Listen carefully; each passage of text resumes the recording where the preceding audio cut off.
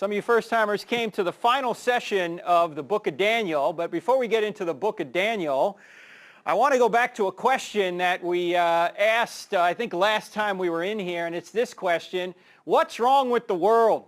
If you ask that question to anybody, regardless of their worldview, they could be atheist, Christian, anywhere in between, everybody's going to say there's something wrong with the world. What is wrong with the world? Sin. Trump has a plan and it's going to be wonderful. A lot of terrific people have looked at it. Come on. It's huge. It's huge. It's going to be huge. What's really wrong with the world? You know, one thing I think that's really wrong with the world is actually in the title of the book we've used to augment our study of Daniel. If you look at Lennox's title, he says, "Against the Flow, the Inspiration of Daniel in an Age of Relativism." Relativism. Anything goes, it seems, right now. Now, there is an organization out in Washington State that actually went on to the University of Washington campus to ask the students some questions. And as you'll see, relativism is alive and well. In fact, Hank, you were just mentioning you just get to believe whatever you want. Apparently, that's what some of our best and brightest believe. I want to show you this video because when I saw this, I said, this is such a statement on our culture right now, and you're just not going to believe it. Here it is. Check it out.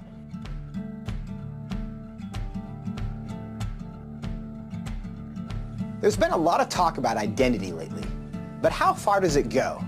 And is it possible to be wrong? We went to the University of Washington to find out. Are you aware of the debate happening in Washington State around the ability to access bathrooms, locker rooms, spas based on gender identity and gender expression? I think people should be able to have access to the facility. I think bathrooms could and potentially should be gender neutral because there doesn't need to be a classification for differences.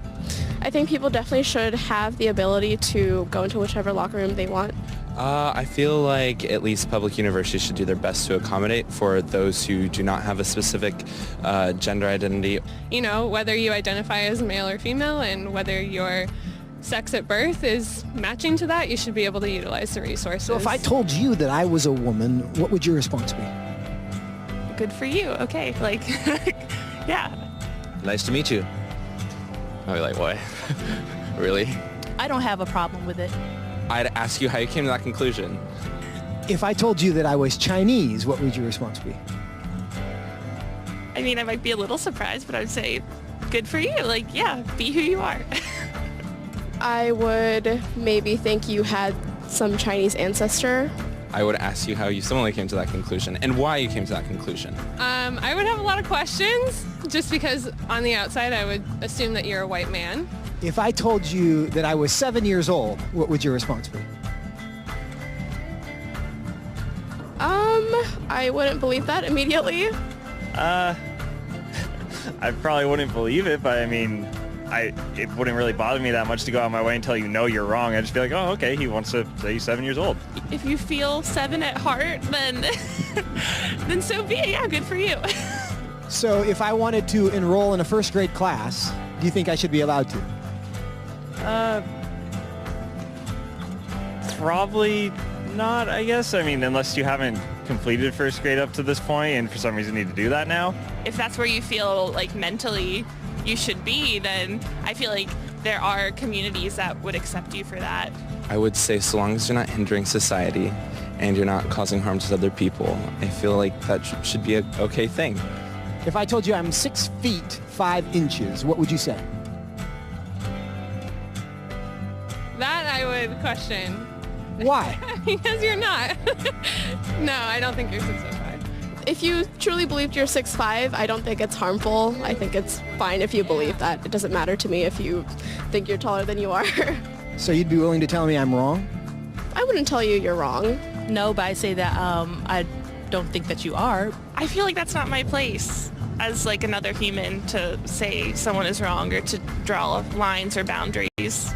No, I mean, I wouldn't just go like, oh, you're wrong, like that's wrong to believe in it, because I mean, again, it doesn't really bother me what you want to think about your height or anything. So I can be a Chinese woman. You. Sure. But I can't be a 6'5" Chinese woman. Yes. If you thoroughly debated me or explained why you felt that you were 6'5", I feel like I would be very open to saying that you were 6'5", or Chinese, or a woman. It shouldn't be hard to tell a 5'9" white guy that he's not a 6'5" Chinese woman. But clearly it is. Why? What does that say about our culture? And what does that say about our ability to answer the questions that actually are difficult?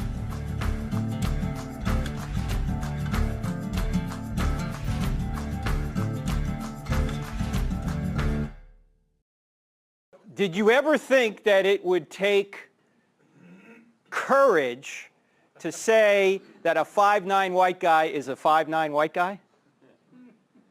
I mean, what have we come to in this country? Is this amazing? Now, to be fair, I'm sure they interviewed a lot of people who probably said, no, you're not a woman. But to find that many in one day on a college campus who will say those kind of inane things, what is happening? What has happened? You know what happened? The church checked out of society 100 years ago. We got out of education. We got out of business. We got out of law. We got out of politics. People think the church is involved in politics too much. No, it hasn't been involved. We've separated from society. We've taken the godly influence out of society, and then we wonder why the society goes godless. Notice one thing, the most relevant commentary on our culture in the entire Bible is Romans chapter 1.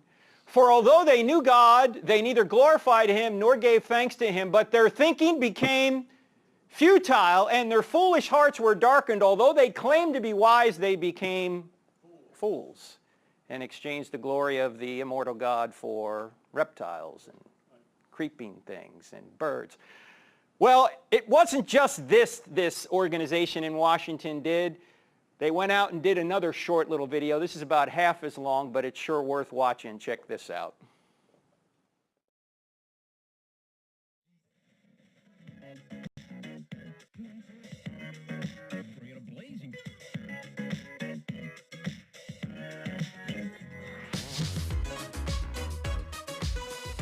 Do you think society should allow for discrimination? No, I wouldn't. No. No. No. Absolutely not. Can you define for me what discrimination is? I haven't slept all night, but like, let me think. Let me use my brains. What shall I do? Shall I make a replacing of the word?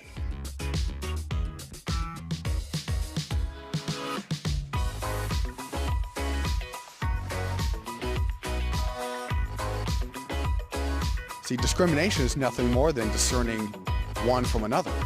That's not discrimination. That's using my free choice. What? Should a Christian florist have the freedom to discriminate against a gay couple that want the florist to participate in their wedding? No. No, I don't think so. No. Do you believe that a Muslim print shop owner should be allowed to discriminate against a customer who wants to print a cartoon of the Prophet Muhammad? No. Oh, I just got tricked.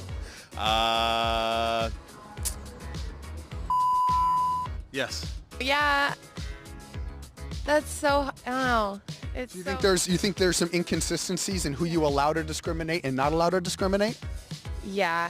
Should an LGBT catering company be allowed to discriminate against Westboro Baptist Church?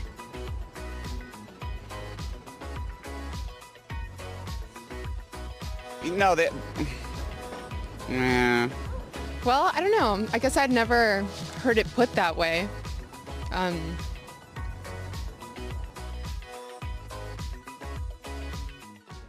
This is part of the problem here. Notice they can discriminate against Christians, but any other group? No, you can't discriminate against them. Now, by the way, with the whole bathroom controversy, as you know, it's taken to a new level today. And now we've got dueling lawsuits from the feds to the states, so who knows how this is going to turn out. Of course, logically and reasonably, McCrory's right. North Carolina's right. You can't unilaterally change a law in Washington that has stood for over 50 years. You just can't go in and say, sex now means whatever you think it means. No, in 1972 and 1964, when they passed those laws, it meant biological sex. Doesn't mean your gender identity, whatever your thoughts are. So we'll see where all this goes. But one other thing about this issue and about this issue here with regard to discrimination, these laws do not discriminate against people. They discriminate against behaviors. A man going into a woman's restroom is a behavior. And all laws discriminate against behaviors. They don't discriminate against people. To say that a man ought not go into a woman's restroom is a behavior that we've been discriminated against for over 200 years in this country for good reason. And so to say this is discrimination against a group of people, it's not. And as you know, the number one role of government is what? Public safety. Even Paul talks about that in Romans chapter 13. It's public safety. You do not put at risk millions of women and children just because you may have 2 or 3 out of every 1,000 people who feel like they want to go into another restroom. You don't put them at risk in order to make those people feel better. In fact, I'm not worried about transgendered people going into restrooms. I'm worried about heterosexual predators using it as a ruse to go into restrooms and to stalk or molest women and children. And this is happening. It's happened in Washington where this is. It's even happened in Target now. You know, Target has put a target on women and children. And so the boycott is pretty strong now. I don't know if you've noticed. It's up to about over 1.2 million. But if anyone's being discriminated against, it's women and children who have a right to privacy in public restrooms, and they're not given that right to privacy in order to accommodate a minuscule portion of the population. This is not good governance. You don't govern that way. You don't govern based on exceptions. If you govern based on exceptions, you'd have to promote, say, smoking, because there's a small group of smokers who outlive non-smokers, so we ought to say, hey, smoking's a good thing, right? We'd have to do away with all speed limits because on occasion you got to rush somebody to the hospital. So that means we shouldn't have speed limits? No. It makes no sense. But that's what you get out of Washington because Christians haven't been involved. All right, let's go into more relativism and get into the lesson, the overview of Daniel. We're going to try and combat relativism through Daniel here. And for those of you who are just showing up, we're going to go through the entire book of Daniel tonight. It's going to be 10,000 feet. We're just going to recap all the lessons that hopefully came out of the text. So we're going to go chapter by chapter, just a few minutes each chapter, all right? As you know, this is the overview of Daniel. The first 6 chapters have to do with Daniel's ministry in Babylon. The next 6 have to do with Israel's part in world events. So we'll start in chapter 1. This is Daniel in Babylon, and the first real controversy he has when he's very young, he's maybe 17 to 20 years old. He says he's not going to partake in the king's meals because he decided that it would in some way be unclean. He wanted to remain unstained by the world. And I took that phrase from actually James, the book of James, written, of course, many years after Daniel, which said this. This is the half-brother of Jesus. This is pure and undefiled religion in the sight of our God and Father, to visit orphans and widows in their distress and to keep oneself unstained by the world. So our lesson from chapter 1 was Daniel remained unstained from the world or by the world. Can we, in today's culture, remain unstained? Can we be in the world but not of it? That's a challenge. Now here's a question we ought to ask ourselves. Why is Daniel faithful after God appears to abandon him and his country? Literally, he's been exiled out of his home country when he's just a teenager. His temple would be destroyed, say, 20 years after his exile. Things aren't looking good for his home country. Why do you think he's so faithful? And his friends, as we'll see here, are faithful as well. Why do you think? Go ahead, Jerry. He doesn't believe that his faith is based on circumstance, but on the truth. Excellent. Excellent insight. His faith is not based on circumstances, but the truth. In fact, his faith is based on his identity in God. And the theme of the book of Daniel is what? God is sovereign. So despite what the circumstances may seem in his country or our country today, God is sovereign, so we're to stand regardless of what happens, regardless of how bleak things look. In fact, sometimes people will say, well, Frank, you ought not even be worried about this country or anybody. Let's just preach the gospel and get people saved, which I'm all for doing. But look, the country's laws can affect our ability to preach the gospel. Now it can even affect our ability to protect our women and children. So we have to be involved there. But even if it appears hopeless, like there's no way we could ever win any sort of battle politically, it's not our job to do that. It's just our job to be faithful. We remain faithful. We leave the results to God. So it doesn't matter how hopeless it looks. You be like a Daniel, and you just stand regardless of what happens. Then we went on to chapter 2, and we saw that there was a dream Nebuchadnezzar had, and it basically laid out what would happen after him. Daniel was called in to not only interpret the dream, he was also called in to do what? Tell him what the dream was. You know, all of Nebuchadnezzar's so-called magicians went to him and said, oh, great king, sure, tell us the dream and we'll interpret it for you. And he said, no dice. You tell me what the dream was, and then you can interpret it for me. And they go, we don't have that kind of knowledge. I'd be like, well, what good are you then? So actually, Daniel prayed, and God gave him the dream. He told it to Nebuchadnezzar, and he said, this is going to be the sequence of these kingdoms after yours. And ultimately, it's going to arrive in a kingdom that isn't made by human hands. In fact, here's what actually the book of Daniel says regarding to that. It says, in the time of those kings, the God of heaven will set up a kingdom that will never be destroyed, nor will it be left to another people. It will crush all those kingdoms and bring them to an end, but it will itself endure forever. This is going to be God's ultimate kingdom. This is the meaning of the vision of the rock cut out of a mountain, but not by human hands, a rock that broke the iron, the bronze, the clay, the silver, and the gold to pieces. The great God has shown the king what will take place in the future. The dream is true and the interpretation is trustworthy. So Daniel is not fooling around. He says, the rock down here, after all this succession of kings, that's going to be the ultimate kingdom. And if you go to Psalm 118, and then you go to 1 Peter, Peter actually quotes Psalm 118, which says, see, I lay a stone in Zion, a chosen and precious cornerstone, and the one who trusts in him will never be put to shame. That, of course, is Jesus. Then we go to chapter 3, one of the most famous chapters in the entire Bible. Chapter 3 has to do with Shadrach, Meshach, and Abednego seeing the image that Nebuchadnezzar put up, and he says, bow down or else. What's the else? Die where? Yeah, you're going to die in the fiery furnace. And in that area, they had fiery furnaces for what reason? Not just to burn people up, huh? Make bricks. Remember, they're making this amazing city, Babylon. Nebuchadnezzar stamped his name all over everything, just like Trump stamps his name over everything, right? He's got all these bricks. He's got all this, this great city built. And so he's got these furnaces. And these don't bow down. The locals come to him and say, you're the exiles. They chew out the exiles, Shadrach, Meshach, and Abednego, and say, you better bow down. And they go, hey, we're not going to bow down. And so Nebuchadnezzar calls them in and gives them another chance, and they still say, we're not going to bow down. In fact, they say that our God will save us, yet even if he does not save us, we're not going to bow down. You see, there's one level of faith here which says we trust God to save us. And then there's another level of faith which says, doesn't matter if he's going to save us. Doesn't matter if the circumstances. We're not going to bow down. So, but even if he does not, that's the lesson I want to take away from chapter 3. That we ought to have that kind of faith. It's not built on circumstances.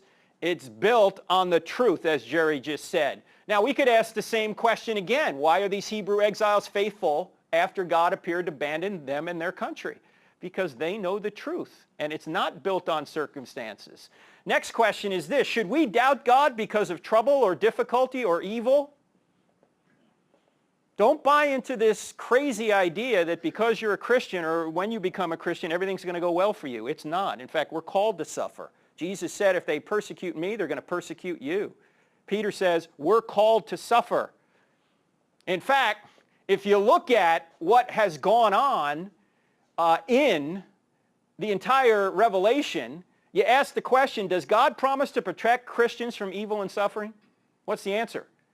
No. In fact, if you look at every one of these characters from the Old and New Testaments right here on the screen, Every one of these guys, of course, including Jesus himself, suffers terribly. Not all were martyred, but many were. They all had difficulty in their lives. I don't know why we expect everything to be great here. We shouldn't expect that. You will go through trouble and you will go through difficulty. Go ahead, Brett. Did they ever explain why those three guys had such tremendous faith? Why did they? I think they were with Daniel. It doesn't explain why. But they're just examples for us now. Remember, they had their names changed to try and assimilate them into the Babylonian culture, and they still wouldn't bow down. I mean, think about these young kids. They won't bow down, and yet we're afraid to put up a Facebook post because it might offend somebody. These guys are about to be thrown into the fiery furnace. And we're worried about saying something that someone may look at us wrongly or even fire us. Jesus said, "What good will it be for a man if he gains the whole world yet forfeits his soul?" What good will it be? I mean, if this is really true, this should stop us, right? If it's really true. Daniel chapter 4, the sovereign God humbles the proud. You remember Nebuchadnezzar goes nuts. He acts like an animal for 7 years. And kind of the moral you take away from the story is that when people reject God or worship false gods, they often lose their reason and behave like animals. Although they claim to be wise, they became fools. Look, when you can't admit that a 5'9" white guy is not a 6'5" Chinese woman, you are a fool. I'm sorry. If that offends you, it should. Wake up! Right? Wake up! Also, when we went through our series on Proverbs, we pulled out a few of the amazing Proverbs that talk about this. The proud and arrogant man, mocker is his name. He behaves with overweening pride.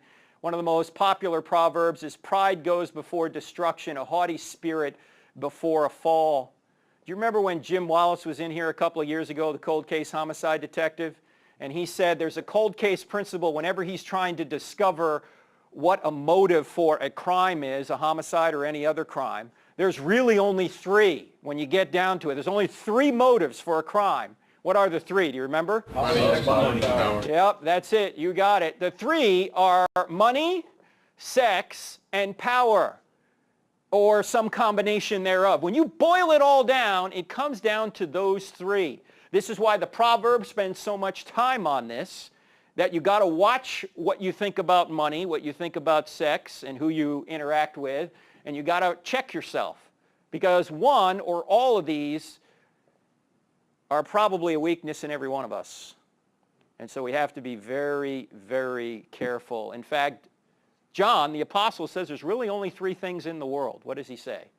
He says, "Do not love the world or the things in the world. If anyone loves the world, the love of the Father is not in him. For all that is in the world, the lust of the flesh," sex, "the lust of the eyes," money, "and the boastful pride of life," power, "is not from the Father, but is of the world," or from the world. "And the world is passing away, and also its lust, but the one who does the will of God abides forever."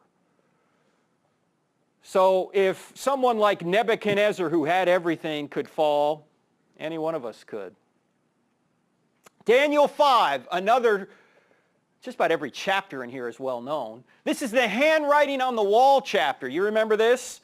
You remember when King Belshazzar decided he was going to break out the vessels that Nebuchadnezzar had taken from the Jerusalem temple, and he was going to toast the pagan gods with them.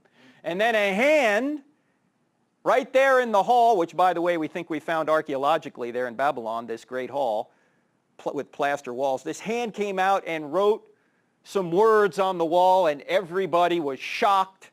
And finally, the queen mother came down and said, "Well, you're worried about all this? I know a guy who has been many years here in Babylon. At this time, he's, 70, 80 years old. Daniel comes in, he interprets it, and he says, 'Tonight, your kingdom is over and you're done.'" And that's exactly what happened. That was October 12th, 539 BC, when Cyrus's army came under the river, diverted the Euphrates River, came into the city, took the city without a fight, Most of the folks were at the festival. They were drunk, and they didn't like Belshazzar anyway. So the kingdom moved from the Babylonian kingdom that night to the Medo-Persian kingdom. And the lesson that we can take from that is, don't think that your success so far means you're immune to God's sudden judgment. You can destroy your life and your family with one ungodly decision. Just one. Belshazzar thought he had it all together. And he mocked God. And that was it. Daniel chapter 6, Daniel in the lion's den. Why is Daniel going to the lion's den? Do you remember the story? Plotted because he was so good in his job, so good in what he did, they plotted. The only way to get him is through his faith. Yeah, the other administrators there, the folks that were put into positions of power, didn't like Daniel because he was so good at what he did, and they wanted to be in his position. So they basically created a law with the king's approval that would get Daniel in trouble. You could only pray. You could only pray to this king. You couldn't pray to your own God. And what did Daniel do? Well, he prayed anyway, right? He prayed anyway. And they found him praying, and then they threw him in the lion's den. He basically was civilly disobedient. Now, what lesson can you take from Daniel here, Daniel chapter 6? Is civil disobedience ever right? And friends, we're right up to it right now in this country, and it's only probably going to get worse. So is it ever right? Yes. When it's going to violate God's law. When it compels you to sin, not merely allows other people to sin. If law compels you to sin, if it says you have to abort your child, or you have to stop worshiping, then, just like Daniel, you disobey, but you take the penalty. Or it prevents you from obeying God. If it compels you to sin or prevents you from doing something God has told you to do. You know, you can't support the church anymore. We said you can't. Sorry, going to keep doing that. Oh, you can't educate your children anymore. The state does that. Sorry, we're going to keep doing that too. So here's the question. Will you compromise? Because Daniel didn't hide his faith even under the threat of death. Do we hide ours for lesser threats? Yep, we do. Yep, we do. I'm not expecting us to be perfect. None of us in here is perfect, but these are lessons that we ought to really consider. In fact, when we ask the question, what's wrong with the world? Yeah, we are. We're more apt to do the easy wrong thing than the hard right thing, aren't we? All of us are tempted to do the easy wrong thing and avoid the hard right thing. So that's why we need one another. That's why we need accountability. That's why we need good wisdom and courage. In fact, courage doesn't come easy. Winston Churchill put it best, though. He said, courage is rightly esteemed the first of human qualities because it is the quality which guarantees all others. If you don't have courage, you're not going to do anything, are you? You're just going to hide under your desk all day.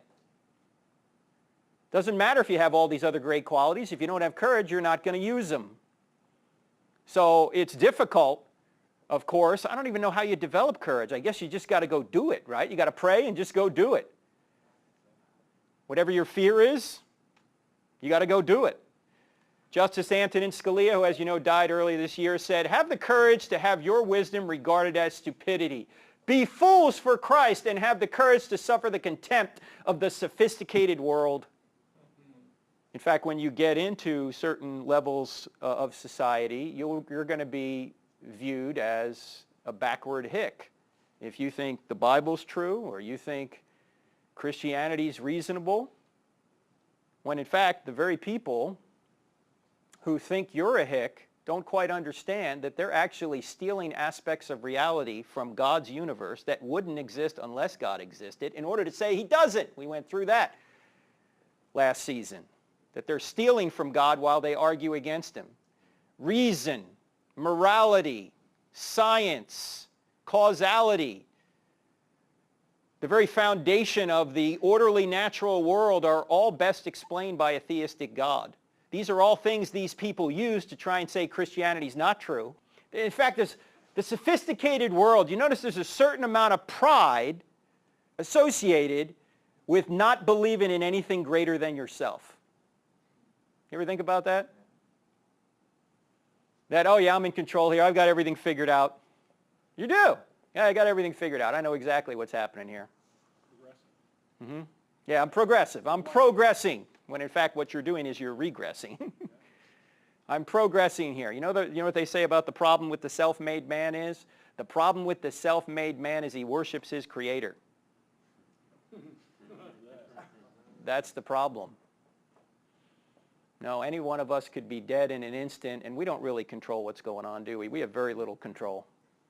We can only control what we do, and hardly can we do that. So those are the first 6 chapters. Now what about the next 6 chapters dealing with Israel's parts in world events? And this is the area that the book of Daniel seems to get the most attention in. You know, what's going to happen in the end times and all this? Well, let's go to chapter 7. We'll start there. And chapter 7 points out that there will be a beast, and he will be judged by the Son of Man. Now you say, who is this Son of Man character that appears in Daniel chapter 7? Well, in Daniel chapter 7, he sees this vision. He sees this vision at night. He looked, and then before me was one like a son of man coming with the clouds of heaven. He approached the Ancient of Days, God, and was led into his presence. So there's some other spectacular being here with God called the Son of Man. And he was given authority, glory. There's a key word for you. What does it say in Isaiah about God's glory? God says, I share my glory with no one else. Well, if this being is getting glory, he must in some sense be God, right? He was given authority, glory, and sovereign power. All peoples, nations, and men of every language worshipped him. Worshipped him. There's another indication right there. We're talking about the second person of the Trinity right here. His dominion is an everlasting dominion that will not pass away, and his kingdom is one that will never be destroyed. Go back to chapter 2. We talked about the kingdom, the ultimate kingdom that's coming. It's never going to be destroyed, and who's going to have dominion over it? Jesus, the Son of Man. Now, when you go to the New Testament, who does he say he is? I am. He says, I am, and he also calls himself the Son of Man. In fact, he's before Caiaphas, the high priest, in Matthew chapter 26 and other places in the Gospels. And the high priest has him on trial in front of him, and he says, I charge you under oath by the living God, tell us if you are the Christ, the Son of God. Yes, it is as you say, Jesus replied, but I say to all of you, in the future you will see the Son of Man sitting on the right hand of the Mighty One and coming in the clouds of heaven. Then the high priest tore his robes and said, he has spoken blasphemy. He must die. Jesus is claiming to be the same figure that Daniel chapter 7 has glory and gets worship. Jesus is claiming to be Yahweh. They knew who he's claiming to be. That's why he said blasphemy. That's why it's crazy that there are people out there who believe that these scriptures are true, but Jesus never claimed to be God, like Jehovah's Witnesses, right? When they come to my door, I always go, hey, come on in. Want something to drink? That's right. I had one time. He came in. And he said, the question I always ask Jehovah's Witnesses is this: if Jesus never claimed to be God, then why did they kill him? What's the best answer you got? Well, actually it wasn't a good answer because he said he never claimed to be God. I said, sure he did. He claimed to be God here. He also claimed to be God in John 8:58. When he's talking to Jews who believed in him, he gets to a point in the conversation where he says, if you knew Abraham, you would know me because I knew Abraham. And they said, you're not even 50 years old. How could you know Abraham? And he said, before Abraham was born, I am. And they immediately picked up stones to stone him. Why? What's that a quotation from? I am. That's Exodus 3:14, the burning bush. You remember when God appeared to Charlton Heston? And Moses says to God, who should I tell the Israelites you are? And God says, tell them I am sends you. What does I am mean? I am means the self-existent eternal one. The being that had no beginning, the being that will have no end, the being that just bees. The being that gives being to all other being. The foundation of everything that exists, what Aristotle would call the unmoved mover. Jesus is claiming to be Yahweh. That's why they picked up stones to stone him. They certainly didn't kill him for skipping around saying, love your neighbor and bless those who persecute you. Does that get you killed? No. Jesus was a threat to the Jews and to the Romans. Why was he a threat to the Romans? There's a sedition here. In fact, early on, the Romans they didn't know what to do with the Christians because they knew they weren't Jews, but they wouldn't bow down to the Roman gods or Caesar, so they said these people must be atheists because they don't have a temple, they don't worship anywhere, they don't like our gods, they're not Jews. Who are these people? So they considered them atheists early on. Jesus here is claiming to be Yahweh. Then you get into chapter 8, and this character shows up, and he will throw truth to the ground. Who is that guy? Do you remember?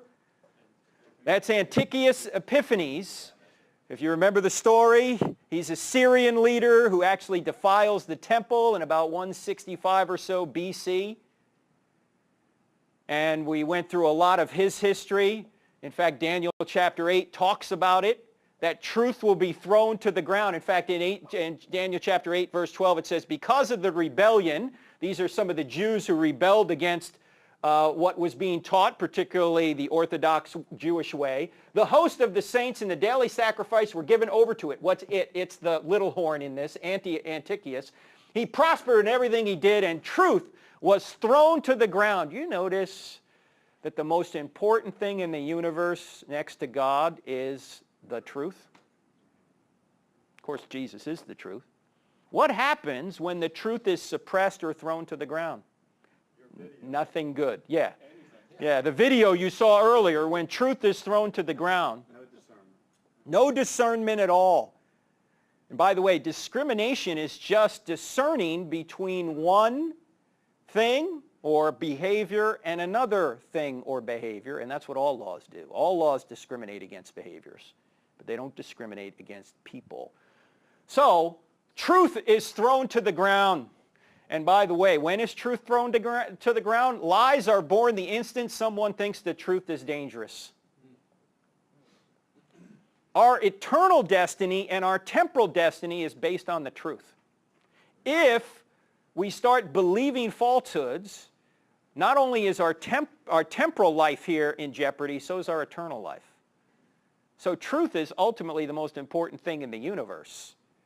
If you don't have truth, you're going to potentially be eternally lost. That's why Jesus says, the truth will set you free. What does that imply?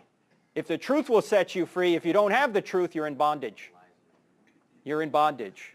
And lies are born the instant someone thinks the truth is dangerous. Why do you lie? Because you think telling the truth is going to get you or somebody else into trouble. That's why.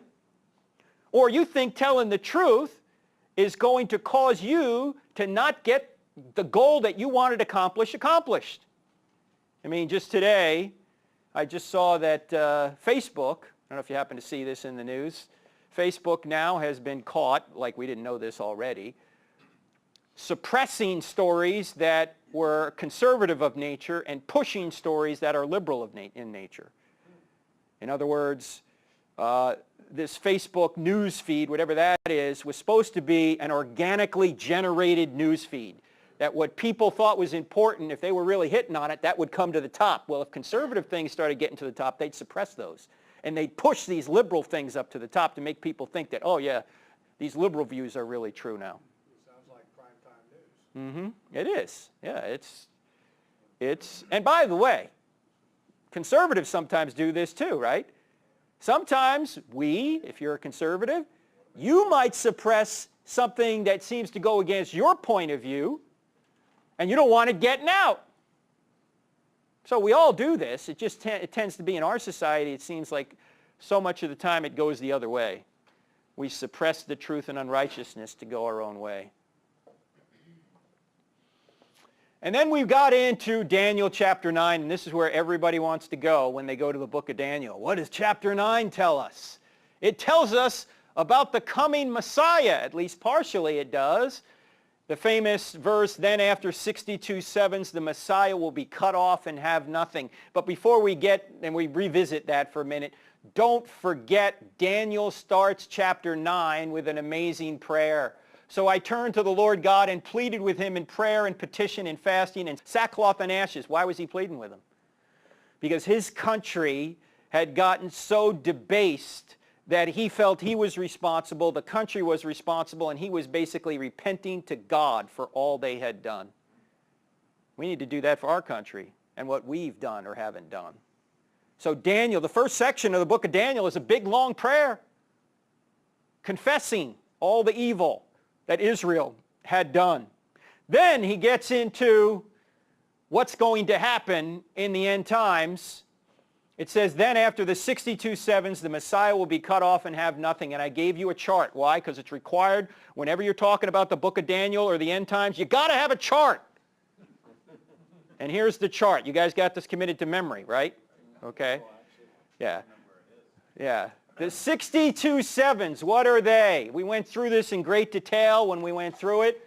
But if you start over here, it talks about the decree to rebuild Jerusalem. That turned out to be 444 BC. And it says then there were 7 sevens, and the 444 BC was to rebuild Jerusalem, and then the temple was built for those 49 years, 7 sevens, 49 years. And then there was another 62 sevens. This is not to scale, by the way. You got that. And that, when you add all that up, another 434 years, you get 483 years from the time this decree, which occurred, if you want to read about it, it's I think in Nehemiah chapter 2. From that decree to rebuild Jerusalem to when the Messiah would be cut off would be 483 years, and when you do the math, that turns out to be 33 AD. And this book is written in the 500s BC. And even liberals try and say, well, it's written in 165 BC because there's so much in there about Antiochus that they figure it's got to be history, it can't be prophecy, even if they're right about that. This is still 200 years prior to that. Of course, they're not right about that. We went through it in a previous lesson, that Daniel was written in the 500s.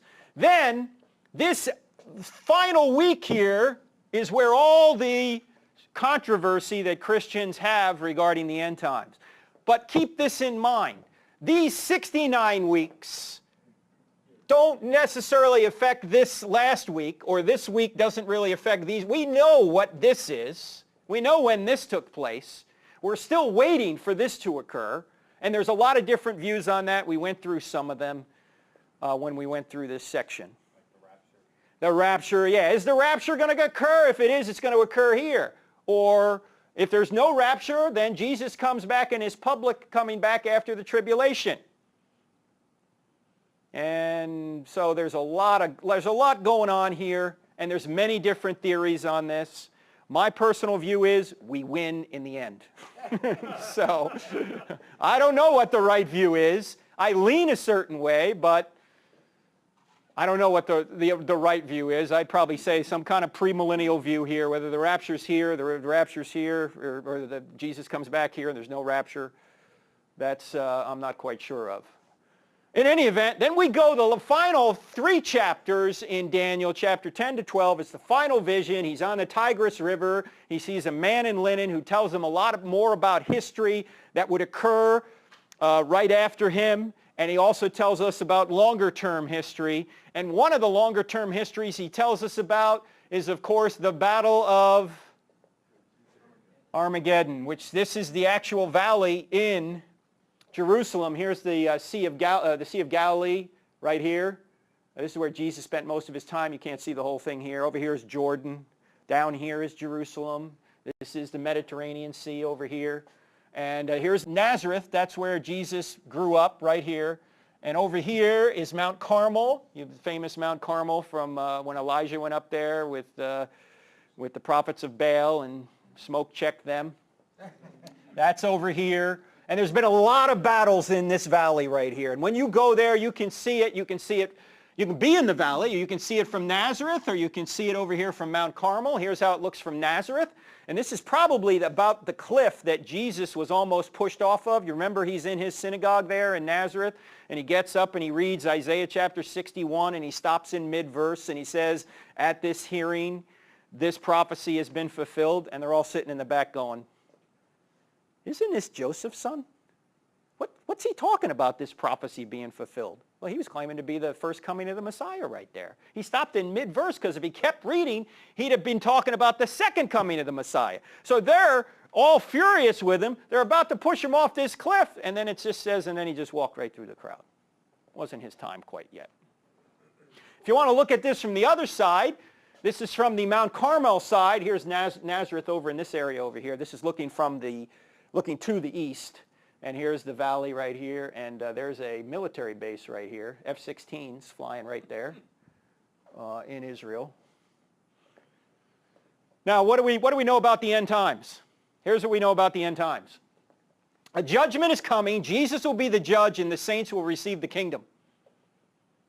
And everyone's trying to figure out who the Antichrist is and when he's coming. Don't look for the Antichrist. Look for Jesus, not the Antichrist. Look, I'm on the welcoming committee. I'm not on the planning committee. Okay? So I'm just ready to welcome Jesus. I don't exactly know when all this is going to happen, but it's going to happen at some point, so be ready. Be ready. Then we went into chapter 12, which is the final state, the resurrection. And Daniel chapter 12 actually talks about a final resurrection. And you know what the ultimate takeaway from this is? Well, everyone is going to live forever somewhere. The question is, where? Are you going to be with God, or are you going to be separated from God? You know, there's a lot of different descriptions of hell. There's fire, there's darkness, there's weeping and gnashing of teeth. What is the literal definition of hell, though? Paul actually says what hell is. What is it? It's separation from God, and that's communicated in many different ways.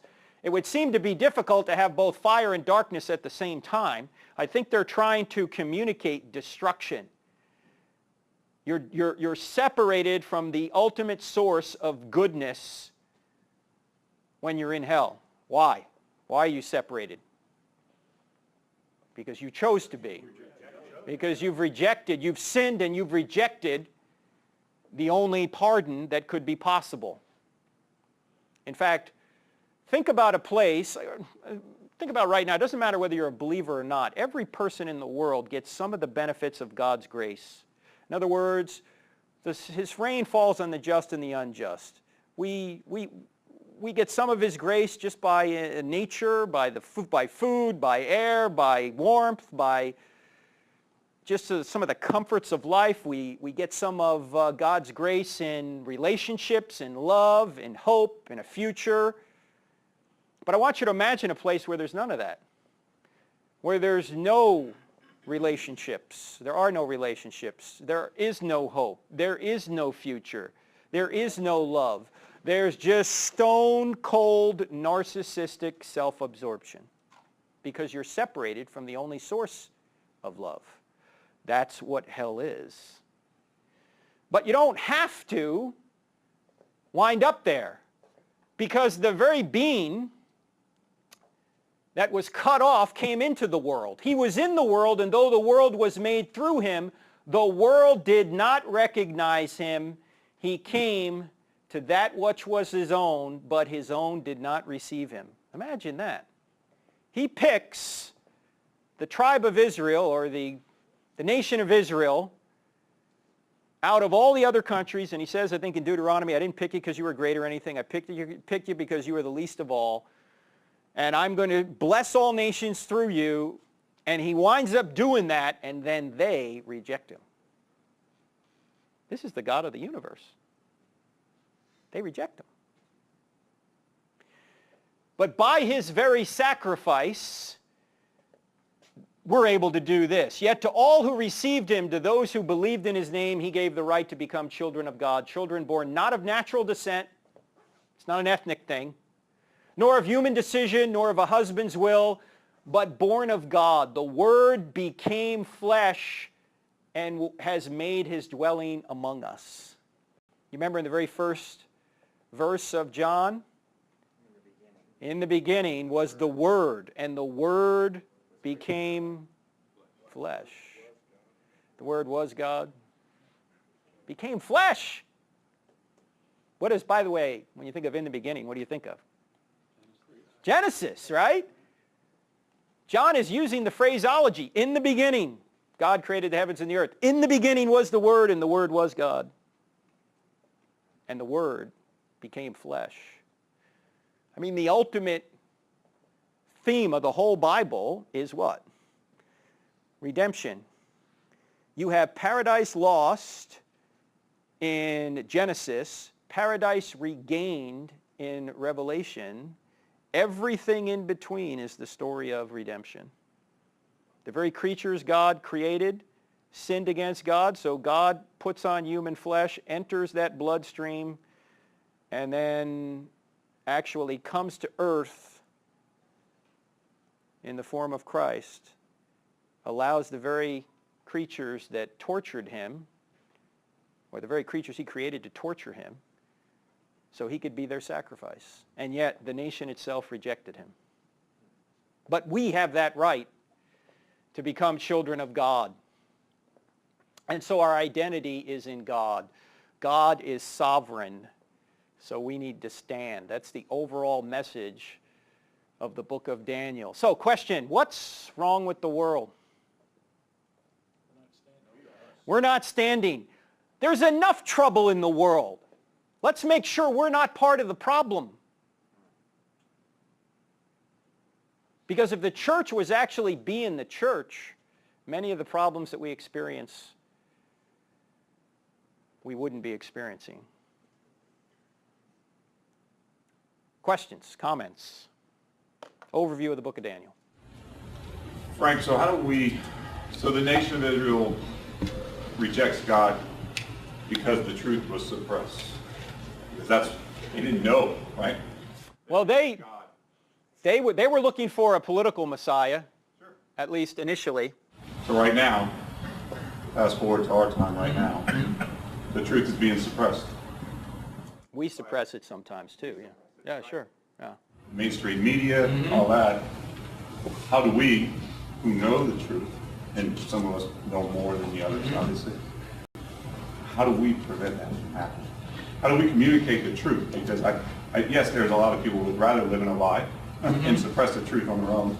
But then there's a lot of people that are uneducated, just like I was and many others. Well, every one of us has a sphere of influence that the other ones of here don't have, right? We all have our unique sphere of influence. So just try and be like Jesus to the people that you have some influence over, and everyone you meet every day. A friend of mine was just saying, what I pray every day is I wake up and I say, Lord, help me to think like you and do like you. Every day. Help me to think like you and do like you. Now, that presupposes that we have the right image of who Jesus was in our minds. Don't buy into the sissified Jesus, that Jesus was just okay with everything, because if you really read the New Testament, you realize he wasn't.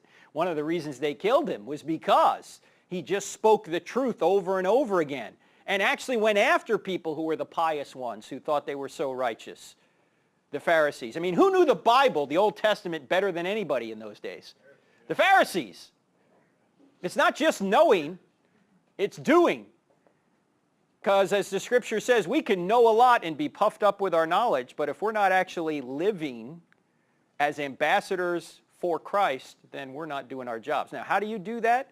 I think you do that in the way you treat people, in what you say to them, if you're more concerned with them and more concerned with the truth than you are with what they may do to you or say to you, because you want to follow Jesus, then there's going to be some uncomfortable moments.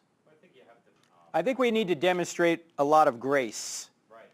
It's really, you shouldn't come across as a moralizer. You can be pointed and tell the truth and still demonstrate grace. Yep.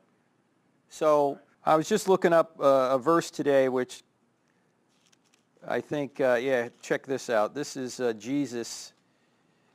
This is Luke's version of the Sermon on the Mount. This is Luke chapter 6:26. Listen to this. Woe to you when all men speak well of you. Did you hear that? Woe to you when all men speak well of you, for that is how their fathers treated the false prophets. If people are always speaking well of you, you might be a false prophet. Because you're just telling people what they want to hear. Are we just telling people what they want to hear? I think so much of the time, too, Chris, it's just a matter of asking questions. You know, those questions we've all talked about. What do you mean by that? How'd you come to that conclusion? Anyway, here are biblical characters who went political. What I mean by went political is they were involved. Christ's reign reigns over all of society. We don't bifurcate our faith by saying, oh, no, let's keep our Christian thoughts out of that. Let's just do this in church. All of these folks here tried to influence civil governments. Even Jesus did, and as you know, so did Paul. In fact, Jesus himself, look what he said. Who were the politicians in his day? The Pharisees. What does he say to them? Woe to you, teachers of the law, you Pharisees, you hypocrites! You give a tenth of your spices, mint, dill, and cumin, but you have neglected the more important matters of the law, justice, mercy, and faithfulness. You should have practiced the latter without neglecting the former. You blind guides, you strain out a gnat and swallow a camel. What's he saying here? That there's a hierarchy of goods and a hierarchy of sins as well. Yeah, you're doing the little good things, you're tithing your spices, but you've neglected the more important matters of the law, justice, mercy, and faithfulness. For me, the most unjust thing we do in our society is kill children. How can I ever support somebody who says they're going to continue to kill children? I can't see how any Christian would say, yeah, I'm for that. Whoa, but I really like so-and-so's foreign policy, really. I really like what they're doing on the environment. Yeah, but they want to kill children? You're neglecting the more important matters of the law, and you may have it right on these smaller things.